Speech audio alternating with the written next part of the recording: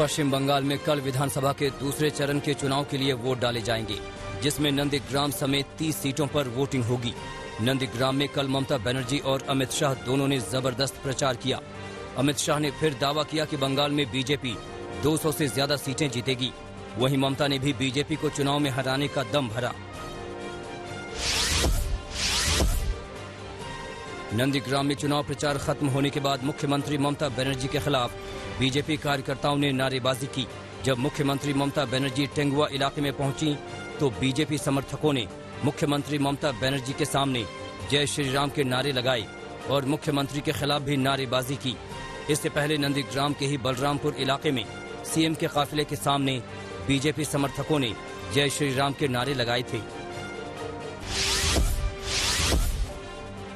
पश्चिम बंगाल की मुख्यमंत्री ममता बनर्जी ने एक बार फिर बीजेपी पर करारा हमला किया है। ममता बनर्जी ने आरोप लगाया कि बीजेपी के लोग टीएमसी कार्यकर्ताओं को धमका रहे हैं। इससे पहले ममता बनर्जी ने कहा था कि बीजेपी बाहरी गुंडे लेकर आ रही है और वो टीएमसी कार्यकर्ताओं को डरा रहे हैं। ममता बनर्जी ने कहा कि बीजेपी लाख कोशिश कर ले मगर वो डरने वाली नहीं है।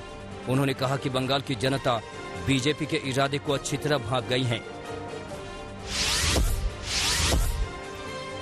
ममता बनर्जी के आरोपों पर गृह मंत्री अमित शाह ने पलटवार किया है। अमित शाह ने अपने रोड शो के दौरान कहा कि अगर ममता बनर्जी को लगता है कि बाहर से गुंडे बुलाए जा रहे हैं तो उनका प्रशासन है, वो कार्रवाई क्यों नहीं कर रही है। अमित शाह ने कहा कि ममता दीदी अनर्गल आरोप लगा रही हैं।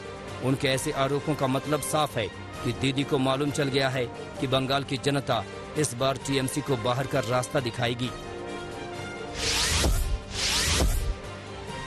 पश्चिम बंगाल विधानसभा चुनाव के दूसरे चरण के प्रचार के आखिरी दिन मंगलवार को बीजेपी उम्मीदवार अशोक डिंडा पर हमला हुआ। भारतीय टीम के पूर्व क्रिकेटर अशोक डिंडा पूर्वी मिदनापुर के मैना सीट से बीजेपी के उम्मीदवार हैं। उन्हें इस हमले में पीठ पर चोट लगी है। ऐसा आरोप है कि 50 से ज्यादा टीएमसी समर्थकों ने अशोक डिंडा की गाड़ी को मोइना बाजार के नजदीक घेर लिया था। इस दौरान उनकी गाड़ी पर पथराव किया गया।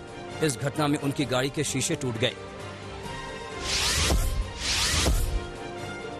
एनसीपी प्रमुख शरद पवार की तबीयत बिगड़ने के बाद उन्हें मुंबई के ब्रीच कैंडी अस्पताल में भर्ती कराया गया है। बताया जा रहा है कि शरद पवार को पेट में दर्द की शिकायत के बाद अस्पताल में भर्ती कराया गया।